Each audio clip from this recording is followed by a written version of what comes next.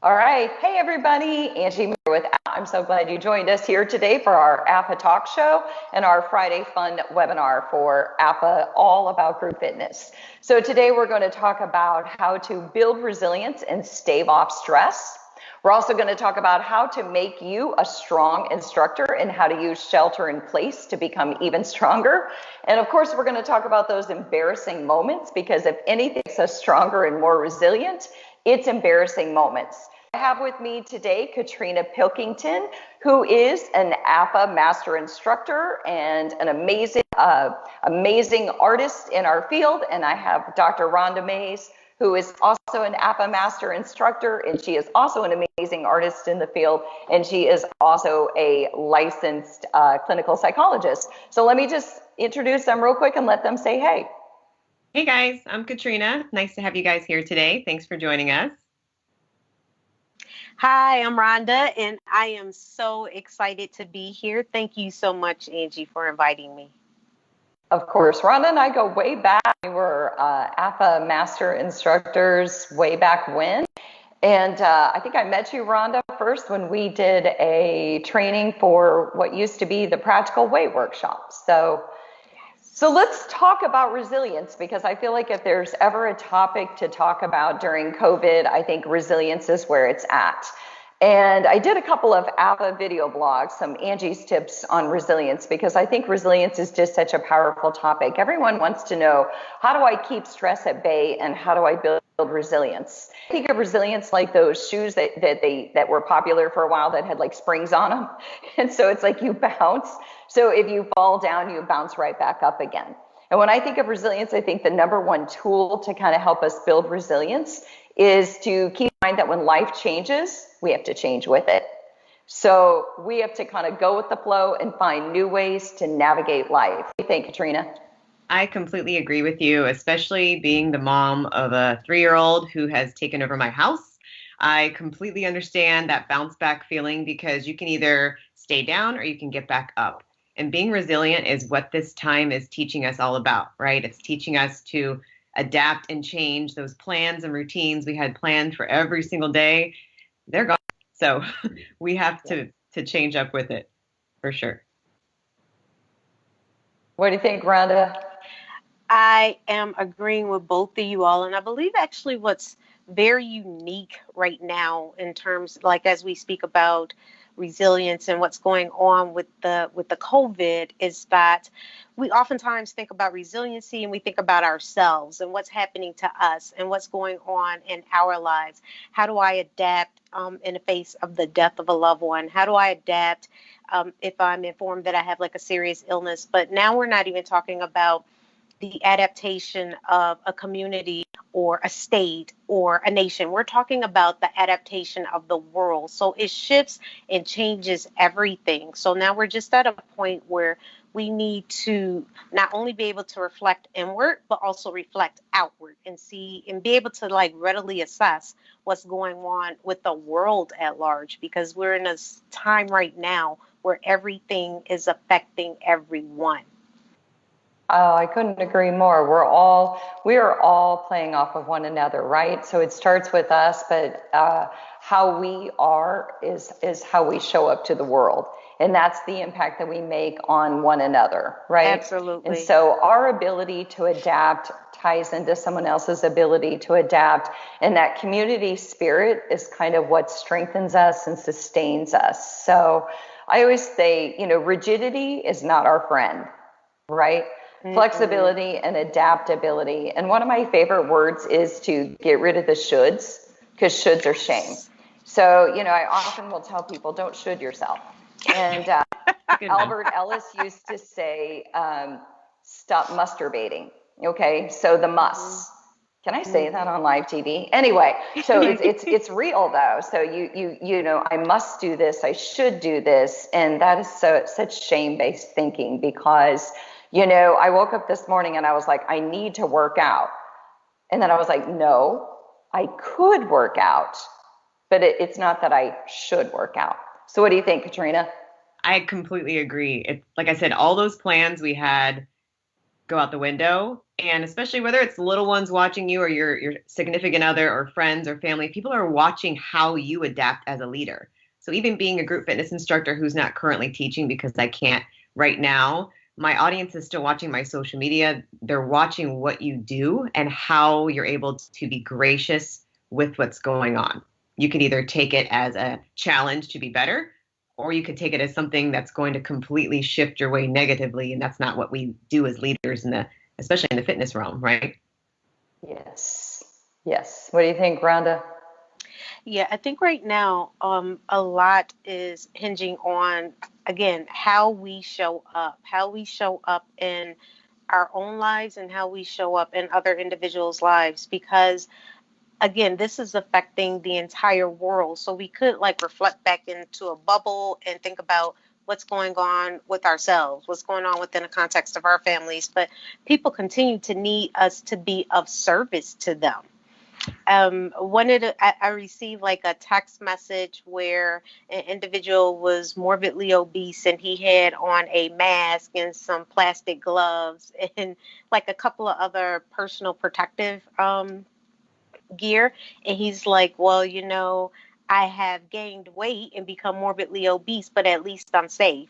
So just being Yeah. able to like laugh in the context of that, because actually a lot of individuals have reached out to me within this past 30 days and they're like, I'm really concerned about how much weight I've gained Mm-hmm. within the past 30 days. Mm-hmm. And so with some of them, I've actually like resonated with them. Like I haven't gained a significant amount of weight, but this 30 days has shifted Mm-hmm. how I show up for myself. So Yeah. just being Yeah. able to be honest with ourselves with where we are, how this is affecting us, so that when we do show up for others and be of service to others, we're able to be very genuine in the moment with that. Right. And you know what? I'm so glad you brought that up because that brings me to the shoulds because I too have picked up a few pounds. And I think that what's really come to light for me is what's come to light for all of us is guess what? Life is still going on. And the Mm-hmm. more important things that are going on in the world mean so much more. I'm missing more workouts than ever, but I'm just trying to find a new normal. I'm trying to find a new routine. I'm trying to navigate my husband, my daughter, and I all working from home, having a cat, having a dog, having so much going on, and everybody kind of trying to fight for space. And what used to be of significant importance has sort of shifted. And so it goes back to one of the greatest ways I think to build resilience is to stay true to your values.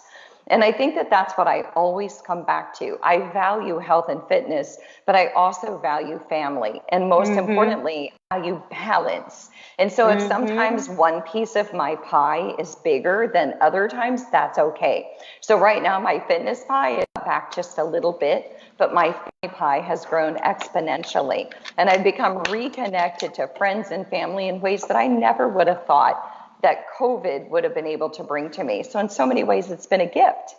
Yeah, absolutely. I think so many people are realizing, hey, I can actually homeschool people. I can actually do lessons and teach my kids. And I agree with you guys. I too have gained a few pounds, but workouts for me at this point aren't necessarily survival, just to deal with my sanity.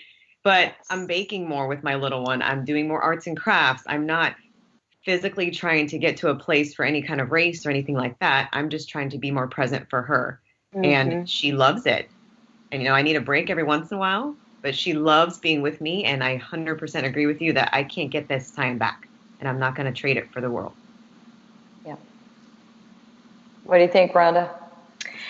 I actually kind of am migrating into COVID after having gone through a significant amount of just personal losses in my life within the past couple of years. So I had already started to adjust and readapt and reacclimate and do what I call relearn myself all over again. So some of those things that I had developed across the past couple of years, I've actually been able to take right into this pandemic. And it's actually made me a stronger person. It's actually helped me become even more available to other individuals because I'm able to be that much more empathic to other individuals' pain, their stressors, what they're going through. I know probably within the past couple of months, I'm on a group call, and within the context of that group call, 8 individuals have passed away as a result of COVID, and it's all in the Chicago area. And those are things that, as we're starting to migrate back into the gym setting, individuals are going to come there and they're going to have affected by this in a lot of different ways. So, personally, the one thing that I have found, because I found it prior to COVID, was walking. Walking Mm. has been a way to just cleanse and purge and purify, because I used to be a marathon runner, half marathon runner, and what I notice now with walking is I don't miss a thing. I see the trees, I see the flowers, I'm able to stop, I take pictures, I'm able to connect at a much different level than when I used to have to get those miles in. Like I was so type A, I had to get those miles in. But now it's almost as if I had 2 years of build up to help transition me into this time and space where I'm able to continue to be of help and service for people as they're stressing out. Like I had like to stress out like a couple of years ago. So now it's like where I'm able to be a little bit more grounded. I'm able to be a little bit more available, because one of the ways to work through resilience is to have very strong relationships. So, I think, you touched on three really powerful things. And one of them, the first one that you touched on was compassion and empathy. And I couldn't agree more, because I think that if you haven't had hardships in life, or I should say we've all had hardships in life, and it's the hardships that we have that build compassion and empathy. And you also touched on walking, which ironically has become kind of my go-to sport, so to speak. So I might swing some kettlebells and I might try to run, but really mhm, it's the walking that has kind of mhm, given me some sanity. And it's also the walking, ironically, that because we are all so closely connected now in my family, I take a walk and that's when I can call my sisters or I can call my mhm. friends, and I can get some kind of some rebuilding, right? I fill their bucket, they fill my bucket, and it's kind of a Exactly. way to get myself back to center. And so those are two really, really powerful things. And it's interesting because a couple of years ago, and I mentioned this in the last webinar, was I moved here to Charlotte and I started all over. So I felt like somebody threw me out of my boat and I had to try to swim back. So I had to start all over in group fitness. I started all over in mental health, and started all over in everything that I was doing. And it feels like 2 years goes just like that, right? So just about the time that I feel like I got grounded, I had my fitness classes, I had my position in mental health, and I felt like my life was like, oh, I think I got it now. And then all of a sudden, COVID, and I'm like, oh, wait a minute, I don't have anything. And so, but it's kind of cool because it's like you said, Rhonda, I built those skills. I've been there, done that. Yes. I've been thrown out of my Yes. boat enough times. I already know how to swim back to shore. And the most important skill of resilience is that I have personal trust. I Mhm. believe that I can do it because I have evidence to support that I've done it in the past. And so, gosh darn it, I'm going to do it again. Right? You Exactly. knock me down, I'm going to Exactly. get back up. You knock me down a Exactly. second time, and I'm going to get back up stronger. Good. Yes. Yeah, I What do you totally agree think, with you on Tina? that. Like you have to think back to the things you've already been through. You're like, wait a second, this is terrible. I'm not saying it's not bad. Many of us have very personal connections, like Rhonda stated, to people who've either passed or been sick, and it's very eye-opening. But at the same time, we can either get anxious about it, or we can say, I've been through some really tough stuff in my life before. What did I do to get through that? And what can I take from those experiences to move through this?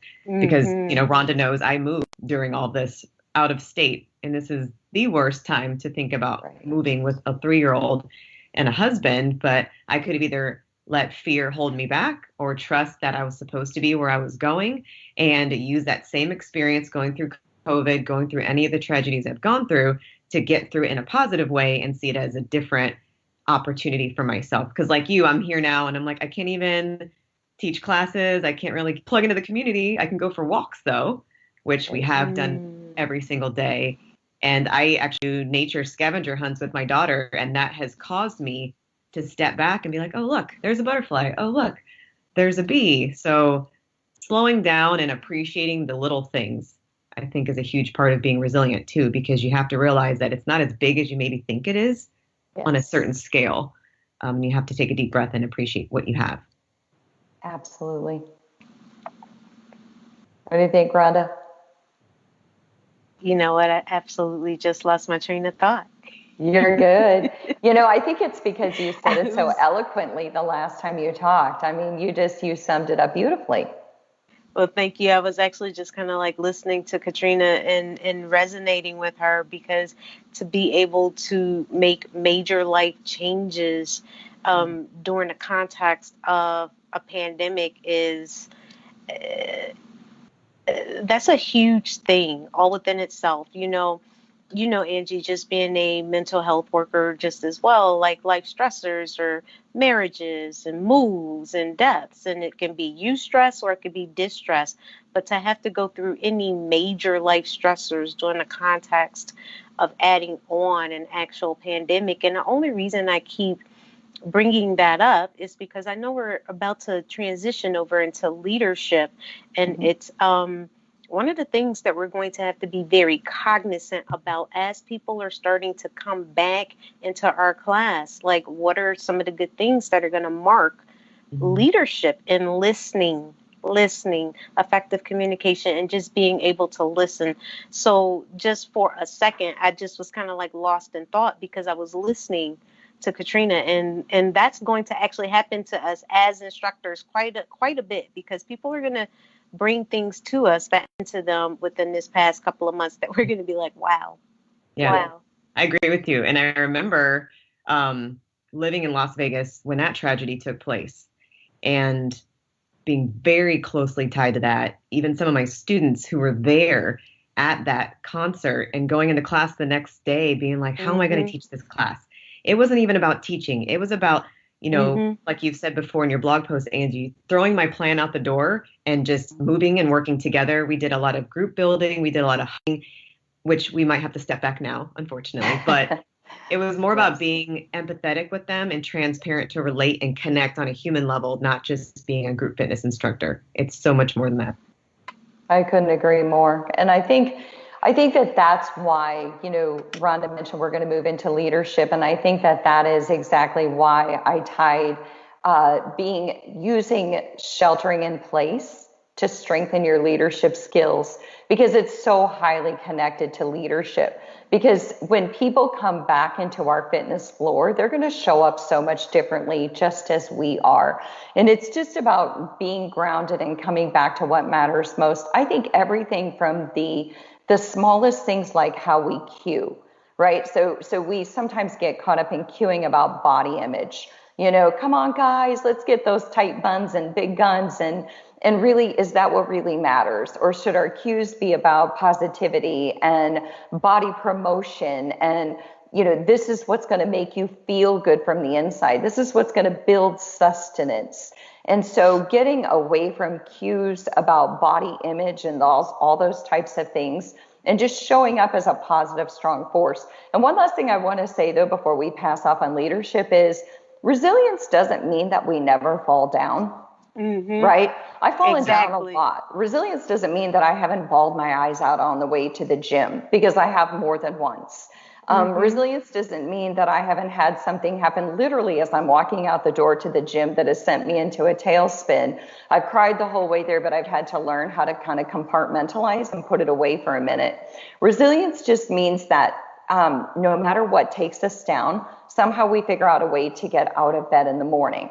And I think one of my favorite ways of describing it is, when you go to sleep with a worry and you wake up in the morning and your eyes open and you're just coming back into sort of consciousness, and whatever that worry was comes back to you and you think, oh gosh, it's still there. And you so wished that it was a dream, but something ultimately gives you the strength to put your feet on the floor. That's resilience. Right. Absolutely. Yes. Yes, I We've all couldn't done agree it. more. I couldn't agree more. So what do you think is going to build strong leaders during this time? What do you think, Katrina? What's going to help us get stronger as instructors? I think doing what we're doing right now. I think a lot of people are taking advantage of the tools that we have versus thinking about what we don't have. We don't have a gym. We don't have a studio. Okay, I get that. And being somebody who's been on social media for since the dinosaurs were around, I actually feel really comfortable in the virtual space. And some people for the first time are starting to do that. But realizing that these are the tools we have, many of them are free. So being able to be a leader by saying, okay, not looking at what I don't have. Let me look at what we do have and what tools can I use to build my community and stay connected with my students or my clients so that I can continue to be a leader in this space, in this online space. I think that's a huge number one for me. And I think number two, to Rhonda's point, being human, not just worrying about showing workout videos. I'm not saying anything's wrong with that. There's plenty of them online right now, but showing who you are as a human. How are you getting through this pandemic? How are you processing having your whole family underneath one roof? How are you handling homeschooling your kids and then teaching a virtual class in your gym, in your garage? How are you handling that and being transparent with your following so they can connect with you and say, wow, this person really gets what I'm going through. That's why I like taking this person's classes or watching their videos online. I think that's and not even how you are handling it, but how you're not handling it. right. Yes. You know, yes. so those moments where you're like, I just tore my eyeballs out and said less than favorable things to my family, right? Yes. Yes. Yes. Absolutely. Yeah, absolutely. Yeah. Like I actually posted a meme yesterday on my social media that was showing a nice picture of a dinosaur who meant well, and then a picture of a T-Rex 1 hour later with their family. And that's me some days. But you know what? I'm not the only one. And if I think I am, I'm doing myself a disservice. It's more important for me to be honest and say, hey, who else out there feels this way? And for them to see that I'm a human, not when people say, you're a leader, you're a, influencer, a instructor, a trainer. I'm a human. I'm just like you. I can connect with you, and I'm just here doing a role with you, alongside of you, not necessarily always in front of you. What do you think, Rhonda? I think that we often go by a playlist of, oh, what makes an amazing leader? And it's communication, accountability, integrity, da da da da da. But I think in the face of what's going on right now, what's going to make a very effective leader is slowing down and plugging in to what's actually going on in the moment. And also, in a context of slowing down, shifting the platform, understanding that we have the authority to shift the platform so that the platform isn't so heavy. Like we just talked about resilience, and just to even become a resilient individual is a heavy thing because you plant the seed into the ground and it actually has to burst through the ground before able to see light. So now just being able to create a platform where we're there, we've slowed down, we've plugged in, but let's laugh about it a little bit as well. Yeah, I couldn't agree more. And that's the thing, just bringing a new light into all the life that goes into a group fitness room. So again, making it less about body image and losing weight and making it more about keeping us grounded and connected as a community. Because really what builds resilience is feeling like we're supported, feeling like we're not out here alone, feeling like Katrina, you were saying, building that community of people and saying, look, we're all in this together. We're all struggling. We're all falling flat on our face. We're all shedding big dinosaur tears. And guess what? We all have really horrible hair. And it's okay. Okay. Except right now. So, because it just, because it is what it is.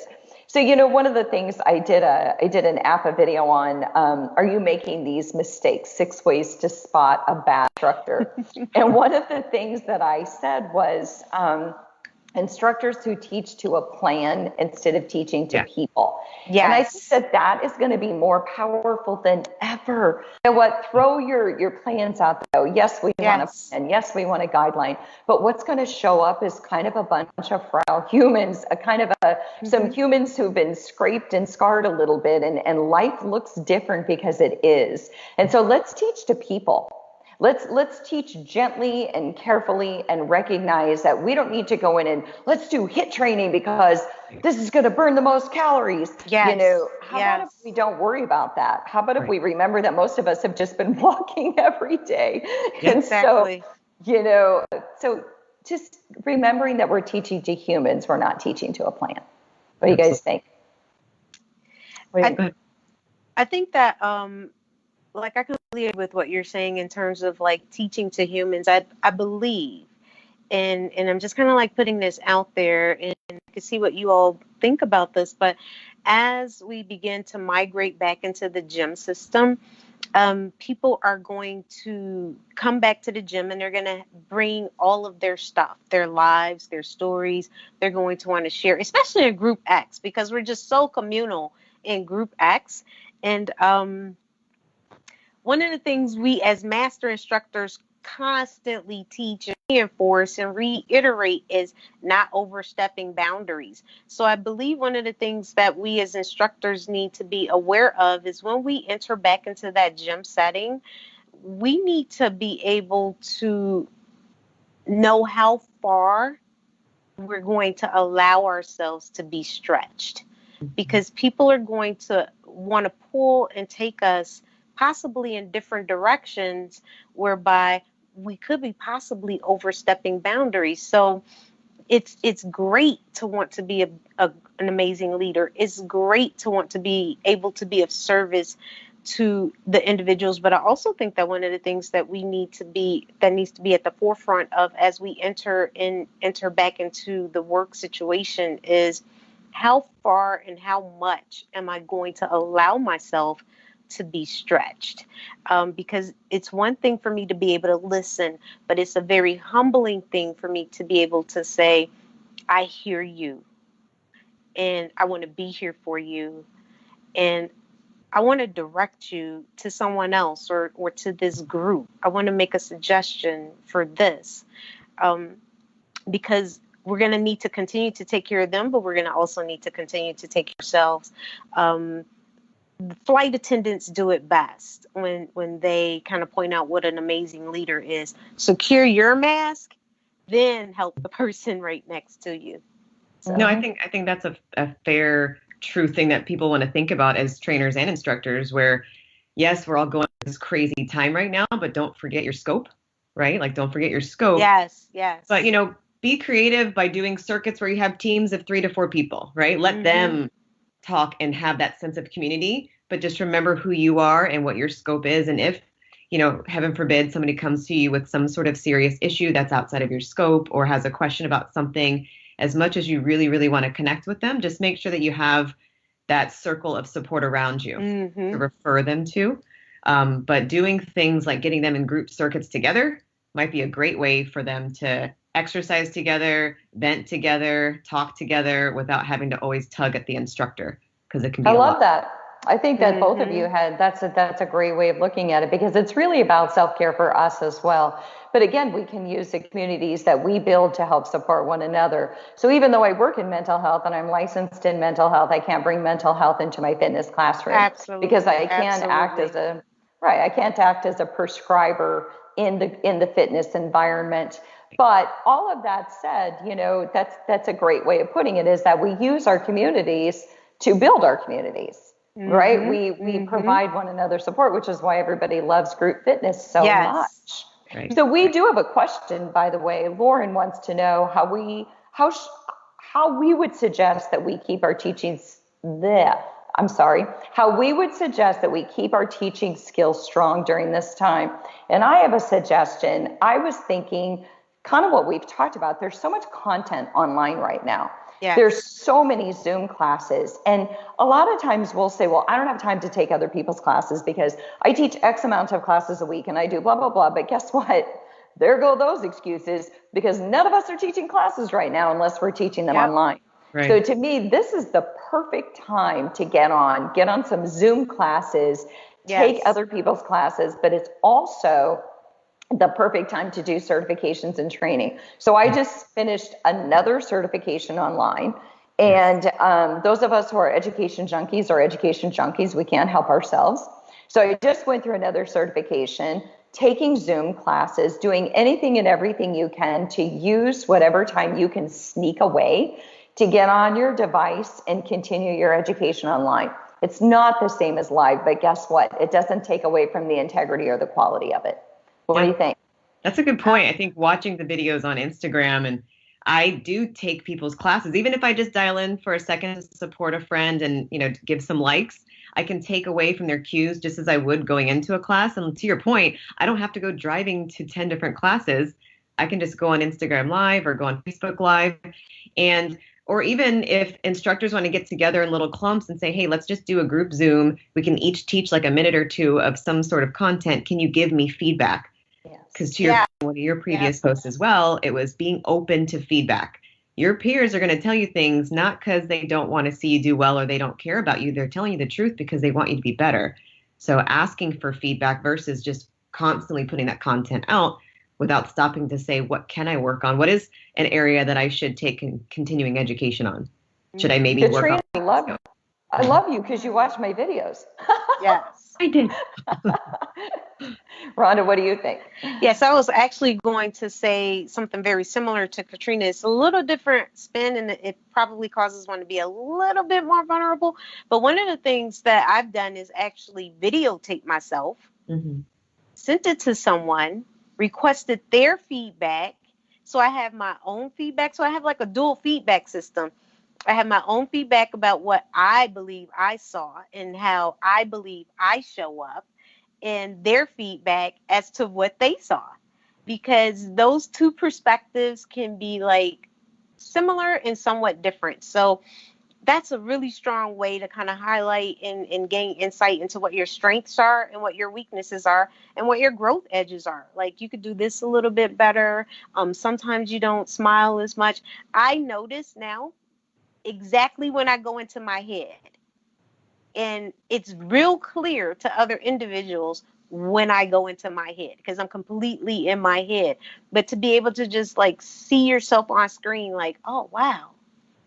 I was thinking I can't go to Trader Joe's as much now, and I'm upset about that. So yeah, you can definitely see different idiosyncrasies when you videotape yourself and do your own honest feedback and then get the feedback of someone else, because it just gives you a more holistic approach to what you really need to do to grow. It's interesting. I did an entire AFAA video, and it was called the number one best to see if you're a good instructor. And the number one best test to see if you're a good instructor was to videotape yourself. Yes. Because back in the day, I did fitness videos, and the hardest thing that I ever did was watching myself on video. And it's kind of funny because during this COVID, the other day, I posted something on Instagram that I worked myself. And it was equally creepy and difficult because I'm my own worst critic. And so I worked out to myself on a video that I think I produced in 2013. And I had a few thoughts. And one was everything that I was doing wrong. But the other one was, wow, was I strong? I think that's the best way to give yourself feedback, right? Is to watch yourself. It feels really comfortable, but you only grow in your uncomfort zone, right? And I remember for a previous employer, I had to do, a video every week of me teaching class. And in the beginning of that process, before I was put through the ringer, I thought, I'm so good. Why do they need to watch me on this video? I don't need to do this every week. And looking back at some of my old videos, to your point, I went on my YouTube and did a little cleaning up. And I looked at my old videos and I was like, I can't believe they picked me. I was so bad. Like 10 years ago, but now I actually do videotape myself, not only to watch the way that I teach, but to look at my form, because as we change and have kids or get older, our bodies shift and change. So absolutely, instructors really want to watch their form and how their bodies move to make that they're not just thinking, oh, when I got certified, I was really good. What about now? Yeah, it's true, because our bodies dynamically shift. I mean, age and different experiences and how we train our bodies adapt to all of those things. And that ties into one other thing that I think, as far as, ways to spot a bad instructor, or ways that we can get better as a leader, or how we can decide if we're a good instructor, is going back to cueing, I think that when we come back and we meet our classes face to face, not only do we need to be careful to stay away from body image cues, but I think we should be careful to cue what's working, what's not working. Yes. Right. So like, I think we get caught up a lot of times, and I've done it before, so I can call myself out on this. Walk in the room and what do we say? Where is everybody today? And then the everybody's who are in there are like, pretty much right here, so we say things, or we're like, I've been in instructors classes before where they're like, you guys pull your shoulders back, so kind of this authoritarian type of leadership style, which works for some people. And it's not, it's not that we're calling anyone out here. I think we've all been guilty of bad cueing just as much as we've been, credited to good cueing. But I think we need to be careful that we cue good stuff, that we cue what's working, we cue positivity, we focus on what looks good in the room. What do you guys think? I agree with you. I mean, they walk through the door. Like showing up is going to be, I mean, we can go to the grocery store. I stress out to go to the grocery store. I'm like, okay, I got to put my mask on. I got to do this. So it's going to kind of be the same thing, where they have to maybe gear up to go to class. So just showing up is a thing to be admired, and it should be. Yeah. Yeah, that's actually what I was going to say. Just applaud your members for showing up. I remember, again, this was a couple of years ago. It was right after my grandmother passed, and I was like, well, let me just take a whole different format class. So I started taking Zumba, and it was just something different than what I do, because I do more boot camp style like teaching. And so I had taken the Zumba class like the entire week, and at the end of the class, the instructor said, "Is this your first time here?" And I was like, I've been here front and center every day. I'm the only minority in your class. I don't know how you missed me. So just applauding people for being able to show up, encouraging them that they already have what's inside of them. Keep going. So yeah, I love that. I absolutely love that. So speaking of showing up, the last thing that I want to talk about, because I think that resilience is amazing, and being strong and using shelter in place to get stronger. I thought that the perfect tie-in and kind of a great, fun, happy way, or funny way to end would be to talk about embarrassing moments. Because I think my most embarrassing moments were the moments where I got the strongest. Those were the moments that I really gained resilience, because I realized that as mortified as I was, guess what? I was still going to get up and teach again. So, I mean, I've fallen. I taught step for many, many years. I know I did like a pivot and my foot got stuck and I fell. I've also done like an across the top and have fallen. I've probably fallen way too many times. I have, let's see here. I went to the bathroom with my mic on, didn't turn my mic off, and I peed for everybody. And I did an entire AFAA video on mistakes, challenges, and embarrassing moments as instructors. And that whole video is just what other people submitted, embarrassing moments they've had. And I cried reading them. I was laughing so hard. So, and a lot of them were things like, people pass gas in yoga. And, which is good because that means their digestive system. Exactly. Give me something embarrassing. Give me something good, ladies.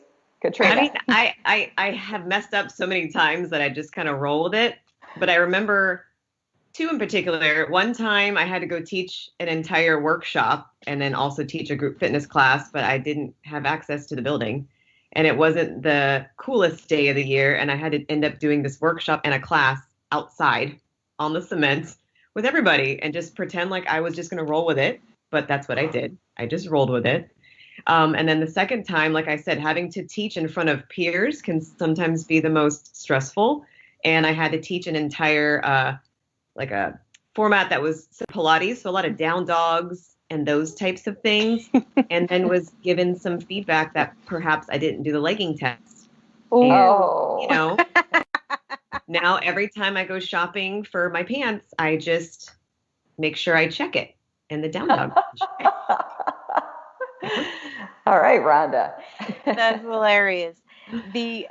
So this incident actually mortified me. I went over with my church to do a mission over in Mexico.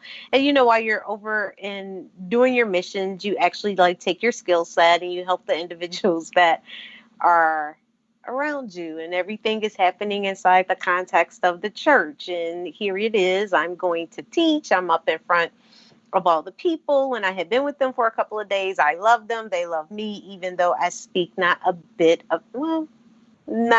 enough Spanish. So the translator wasn't there. So it's like, okay, but you know what? I've been teaching for a long time. I could do this, turn on the music, and they were able to follow me with the body language. It's great. It was amazing. And I have this need to want to connect. So one of the janitors during the course of the week had taught me like a couple of words. And so as I'm like teaching and everybody's like all excited and I'm like sitting there like standing in front of the class, I said, "Muérdeme." And they looked at me just like you all are looking at me right now, because it really kind of means bite me. And I didn't realize I'm like standing in the church telling these people to bite me. So when I realized what I had done, I just could have just crawled right up underneath the steps of the church. I was so embarrassed and had to ride the entire trip and cross the border back to California with a church bus full of people that knew I told the entire church to bite me. So that was funny. I've done all the other things where I've released the microbial gases out into the air and all that other stuff, falling, blah blah blah. But that one was probably one where I needed a moment afterwards. That one's going to stay with me, Rhonda, for all the years I've known you. I didn't know that you knew how to say bite me. And I know there needs to be a meme made. Yes. More than may.